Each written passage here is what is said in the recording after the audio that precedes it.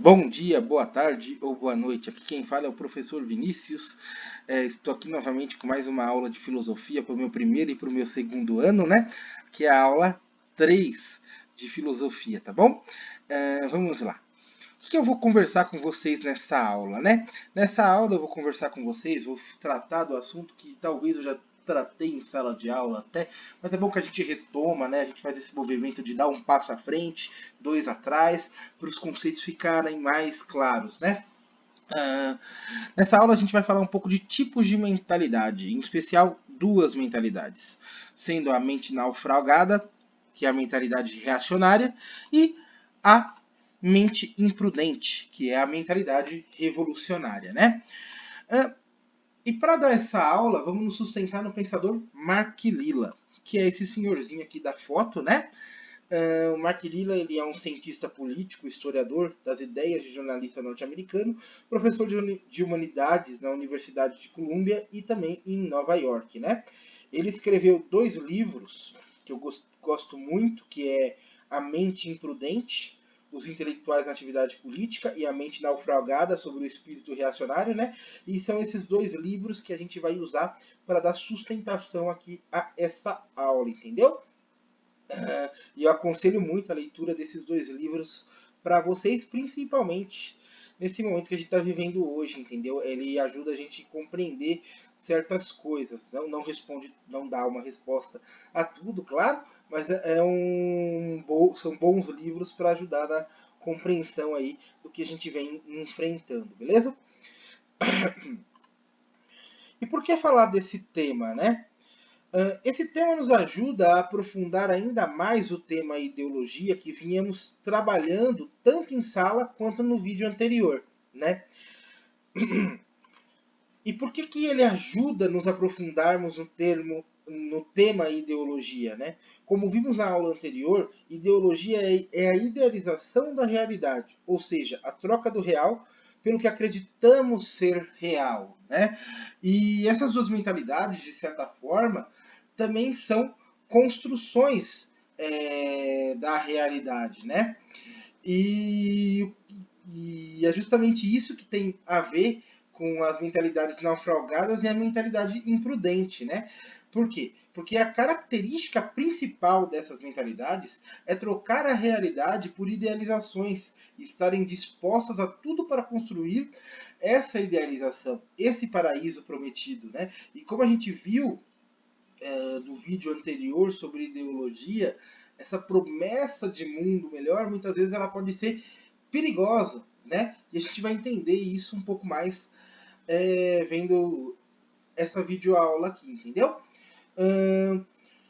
Ou seja, a característica principal dessas mentalidades é trocar a realidade por idealizações e estarem dispostas a tudo para construir essa idealização, esse paraíso prometido, eliminando tudo que contradiga essa visão ideal ou mostre que existem mais complexidades do que cabe dentro de qualquer simplificação ideológica. Né? É justamente por isso que estudar essas mentalidades ajuda a aprofundar também no estudo do que seja ideologia, ou seja, essa aula e a outra aula está totalmente conectada. Tanto que eu vou deixar de card aqui, né, para vocês reverem a outra aula, se vocês acharem pertinente, para entenderem melhor o conceito de ideologia, pegarem também as referências livrescas que eu coloquei no outro vídeo para buscarem aí o conhecimento também por vocês mesmos, né? A gente tem que ser um pouco autodidata na vida, a gente tem que buscar, né? As nossas aulas não comportam tudo, né? Então a gente tem que buscar o conhecimento também por nós mesmos. E repito aqui a frase de Chesterton, né, refletindo sobre essa questão da idealização. Chesterton diz o seguinte, que o poeta apenas deseja a exaltação e a expansão, um mundo em que ele possa se expandir. O poeta apenas pede para pôr a cabeça nos céus. O lógico, ou vamos dizer o ideólogo, como eu disse no outro vídeo, é o que procura pôr os céus dentro da sua cabeça. E é a cabeça que se estilhaça. Por quê? Porque o céu é grande demais. Né? A gente é limitado. A gente não consegue compreender e ver tudo que acontece. Né? A gente tem certas limitações e por isso que o importante é a prudência, que eu comentei também lá no outro vídeo. Mas sigamos aqui. A mentalidade reacionária, comumente se pensa que ela é, como Nelson Rodrigues diz, sou reacionário sim, reajo contra tudo que não presta. Né? Existe essa possível definição do que seja reacionário. Visto que, como a gente viu na aula anterior, o ideólogo ele sempre vai colocar o inimigo da sua ideologia como reacionário. Então, de certa maneira, em resposta a isso, ser reacionário é reagir a tudo aquilo que não presta, né, dentro do pensamento, dos pensamentos ideológicos, né? Porém, essa definição não é a definição de reacionário em si, né, filosoficamente falando. Né? A mentalidade reacionária, como diz Samuel P. Huntington, dessa frase, que ele vai explicar um pouquinho dessa mentalidade. Ele diz assim: não existe uma distinção válida entre mudar para trás e mudar para frente. Mudança é mudança. A história não se retrai nem se repete, e toda mudança acarreta no afastamento do status quo. À medida que o tempo passa, o ideal reacionário distancia-se cada vez mais de qualquer sociedade real que tenha existido no passado. O passado é romantizado e, no fim, o reacionário acaba por defender o regresso a uma idade de ouro idealizada, que nunca de fato existiu. Ele se torna indistinguível de outros radicais e normalmente apresenta todas as características peculiares ao que são psicologicamente classificados como radicais. Né? Aqui a gente já começa a pegar um pouquinho que o reacionário, na verdade, é aquela mentalidade que idealiza um passado perfeito, né? Constrói um passado perfeito e tenta trazer para o presente esse passado idealizado que nunca existiu, né? Matando assim o presente. Né? Então, como Mark Lilla diz, né, que o reacionário, de certa maneira, vai de acordo também com a frase que acabamos de ler, não é um conservador, né? Lembrando que o conceito conservador aqui empregado remete ao conceito dado por pensadores como Roger Scruton e o já citado na nossa aula anterior, Russell Kirk. Ou seja, a característica principal do conservador seria a prudência e o ceticismo na política. E o que vem a ser esse ceticismo? O ceticismo é um certo olhar com desconfiança, manter uma certa dúvida em relação a algo. Ceticismo na política é entender que, por sermos humanos e termos nossas limitações, manter certa desconfiança em planos ou arquiteturas de ideias de mundo perfeito, que podem e sempre terminam em destruição, é um sinal de prudência e inteligência. Né? Um pensador que ressalta muito isso é o pensador Thomas Sowell, né? Principalmente no livro Intelectuais e Sociedade. Né? Aqui a gente já tem tema para outras aulas. A gente pode colocar em discussão esse conservadorismo e também falar um pouquinho mais sobre o ceticismo. Mas sigamos aqui, né? E isso que eu acabei de dizer nos leva a identificar uma diferença entre o conservador nos costumes e o conservador nos valores. Os representantes do primeiro tipo são ideólogos saudosistas, panfletários, reativos, né? Uma postura incompatível com qualquer tipo de liberdade, inclusive a econômica. Os do segundo tipo acompanham a evolução da arquitetura normativa da modernidade, o que possibilita um diálogo fértil com o pensamento liberal. Né? Ou seja, o conservador no costumes ele é um pouco reacionário no sentido de que ele idealiza um passado perfeito na base dos costumes, né? Chegando ao ponto de talvez não aceitar certas mudanças que podem ser até naturais. Enquanto o conservador nos valores mantém-se os princípios firmes, né? E entende que certas mudanças vindas, desde que levadas pela a prudência, né, podem ter a sua validade na nossa vida. Por quê? Porque a nossa vida ela tem coisas que são permanentes, tem coisas que devem ser mudadas e tem coisas que devem ser reformadas, né? E a gente tem que ter um olhar de prudência em relação a isso. E agora vamos falar um pouquinho da mentalidade revolucionária. Se formos pegar pela definição de dicionário, ou até mesmo pelo que comumente nós escutamos, revolucionário significaria aquele que se caracteriza pela inovação, desculpa, pela originalidade, pela possibilidade de renovar os padrões estabelecidos, ou seja, ousado, né? Nesse sentido, pessoas como o Walt Disney e Steve Jobs são evidentemente revolucionários, né? Porque eles foram ousados. O Walt Disney ele foi super ousado de construir um parque num pântano, num terreno pantanoso, mas ele construiu um belo parque, né, que um dia com certeza irei visitar, espero eu. E o Steve Jobs também, né, seria um revolucionário pela sua invenção do iPhone, né, dentre outras coisas aí também, né. Então, essas pessoas seriam tidas como revolucionárias. Porém, como diz Shakespeare em sua obra Hamlet, eu coloquei até uma brincadeira aqui do Rei Leão, porque o Rei Leão da Disney, ele é um Hamlet. Quem já leu Hamlet, quem já assistiu algum filme de Hamlet, quem já viu alguma peça de teatro de Hamlet, que eu aconselho muito vocês assistirem, lerem, tanto verem o filme, o teatro, ou lerem o livro, propriamente dito, vai entender na hora a referência. O Rei Leão, ele é uma baita de uma homenagem ao Hamlet, onde o Simba seria o Hamlet, né? E o Scar seria o rei, acho que o nome dele é Rei Julius, né? Entre outras coisas, que dá até pra gente fazer uma aula sobre isso aí também. Já vamos pintar aqui, né?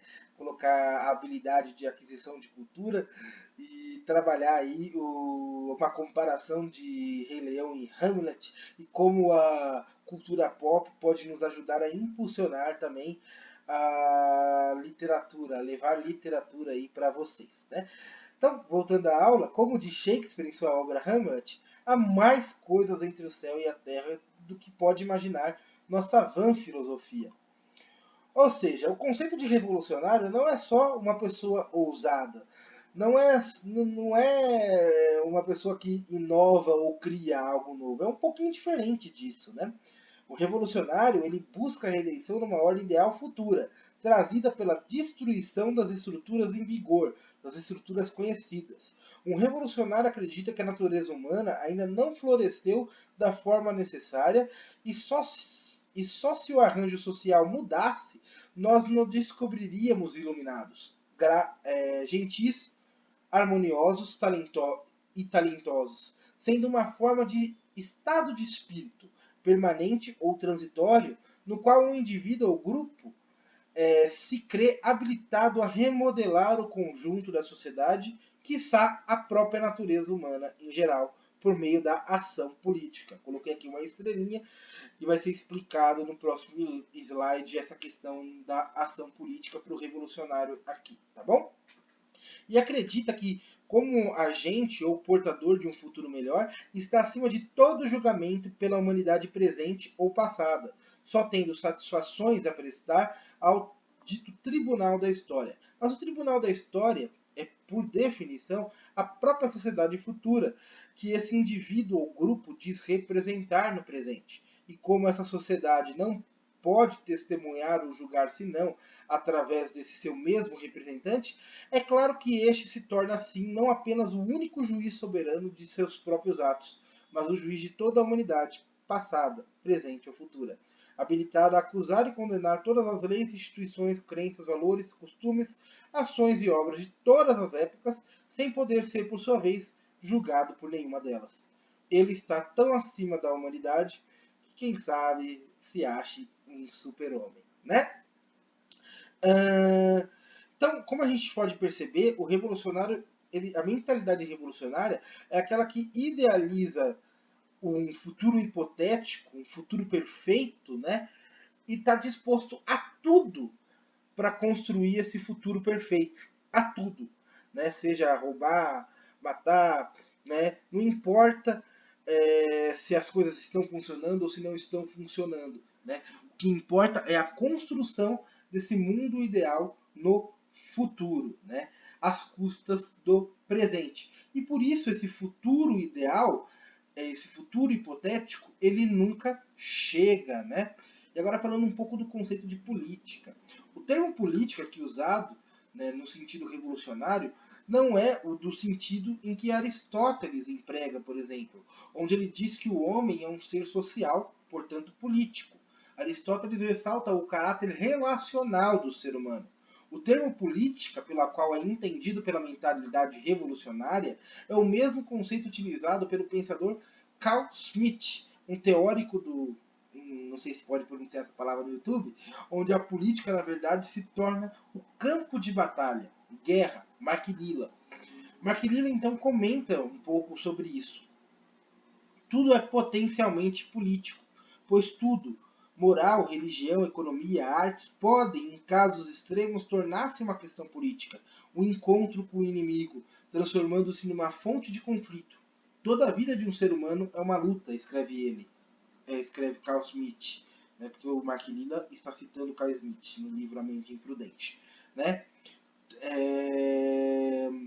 Toda a vida de um ser humano é uma luta, escreve ele. E todo ser humano, simbolicamente, um combatente. Um mundo sem guerra seria um mundo sem política. Um mundo sem política seria um mundo sem inimizade. E um mundo sem inimizade seria um mundo sem humanos. Né? Ou seja, é uma visão de política completamente desvirtuada, sem a possibilidade do homem virtuoso, que é um outro conceito que a gente pode trabalhar em outras aulas aqui para frente também, entendeu? Sem a possibilidade de se enxergar o homem virtuoso, né? Porque não existe a personalidade, existe o pensamento massificado, o pensamento coletivo, em prol da construção desse futuro ideal, entendem? Nesse sentido, a mentalidade reacionária e revolucionária são, de certa forma, visões idealizadas de mundos perfeitos, sendo um focado em um passado glorioso que nunca existiu e outro focado por um futuro idealizado e meramente hipotético que nunca chega. Ambas as mentalidades matam a vida e o diálogo. E matar o diálogo e a vida, como a gente viu na aula de ideologia, é por si só um vício da ideologia. E por isso ambas são ideológicas. E para vocês pensarem e refletirem, o que dessa aula vocês conseguem identificar com o que a gente está vivendo hoje? Escrevam para mim uma reflexão sobre isso no caderno de vocês, ou digitado mesmo, e me mandem para eu estar lendo, tá bom? Por hoje é só. Eu espero que vocês tenham gostado dessa aula. Eu fiz ela com muito carinho para vocês. É isso. Bom dia, boa tarde ou boa noite. Desculpa qualquer coisa aí. E até a próxima aula.